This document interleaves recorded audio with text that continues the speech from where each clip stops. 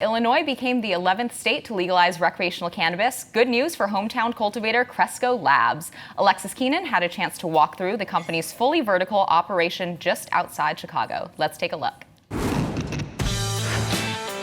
If you have any doubts that cannabis is on its way from illegal to industrial, take a look inside this custom-built 43,000 square foot facility in Joliet, Illinois. It's the flagship cannabis production house of Cresco Labs, one of the largest multi-state operators in the U.S. to grow, process, and distribute all under one roof. It's the full Willy Wonka tour, right? You go from kind of weed to cooking weed to now cooking edibles. Jason Nelson is responsible for raising thousands of plants at a time. Everything has its own barcode. So from the moment that it's actually cut and placed into these domes, it's entered into the state tracking system. For the first 6 to 8 weeks, light conditions replicate a long summer day.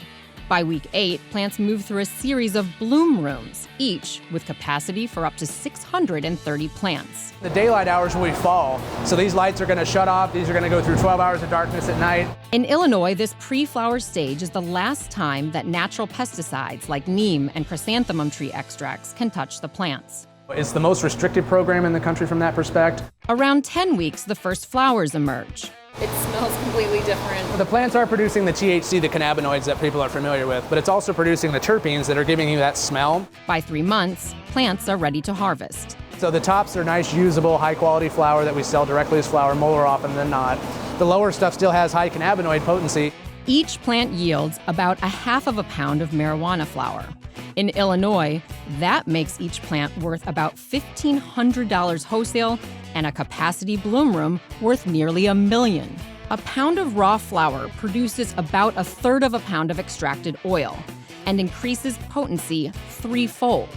So it's a very highly concentrated oil, both with respect to THC, cannabinoids, and the terpenes. Once reduced to oil, THC can be fashioned into an array of consumable forms. What you're looking at here is an oil layer of just the terpenes, or the aromatic compounds, and then the THC crystals below there. We do sell that, people consume that. For those who prefer edibles, most refined THC makes its way into Cresco's kitchen, where chefs create candies, chocolates, and even THC-coated coffee beans.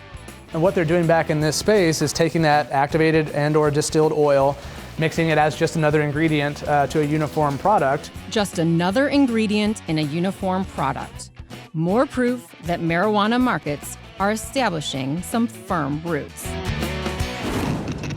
Joining me now is the person that I can personally thank for that tour. Charlie Bachteu is CEO and co-founder of Illinois-based Cresco Labs, and it's established itself as a medical cannabis producer. And as of Friday, you can begin planning for recreational cannabis being legalized in Illinois, effective on January 1st, 2020? Correct. Very excited. How does that change things for Cresco? You know, that's our home state, so we definitely have a vested interest in what happens in our home market, and from an operational perspective, we have a very big presence in Illinois with 3 cultivation licenses, 5 of the dispensary licenses. So pretty dynamic increase from going from medical to an adult use program, and we're looking forward to it. Now, you've been focusing on medical, so how will this change the balance of the amount of product that you're producing in order to serve this new market?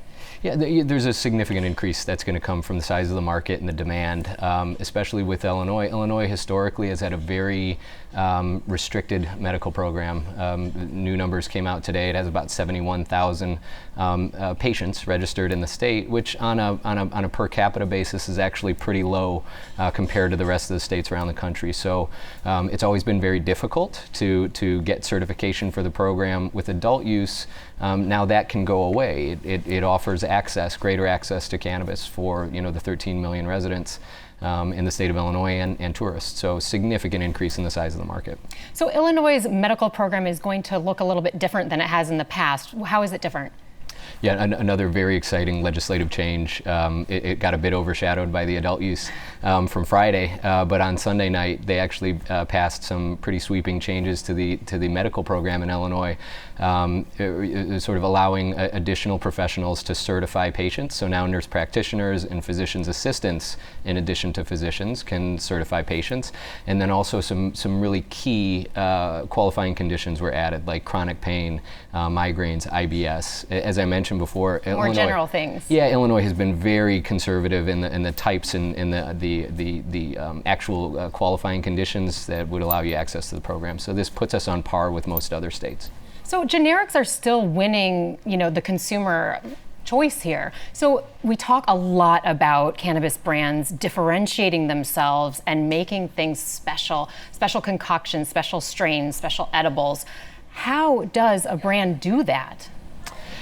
From our perspective, we really, we take a very traditional consumer packaged goods approach to cannabis. And so for us, the pillars of success in a CPG world are quality, consistency, and availability.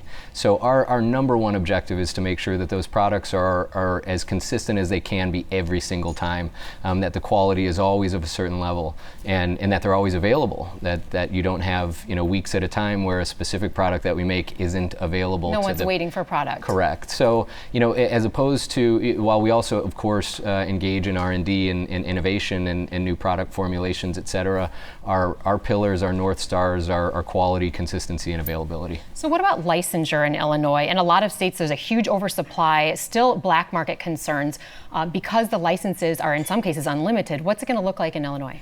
Yeah, great question. So it was one of the very unique components of the Illinois bill is we're going to have the first limited license adult use program in the country, and it was built on the back of the medical program, and the medical program really did change the way that cannabis was done in the U.S. Right? Illinois created Generation 2, which is highly regulated, compliance-focused, and limited licenses, and so they kept that common thread as they developed the adult use program too, and said, okay, we definitely want more opportunity to be created. We want to increase the ownership base. We want to diversify and make it more inclusive. But at the same time, we've seen the examples from other states where it's very important to increase supply and increase access and increase involvement in a measured way. So they set up a very thoughtful piece of legislation that accounts for that, and it has staged opportunities for further expansion. So supply side on your side for now.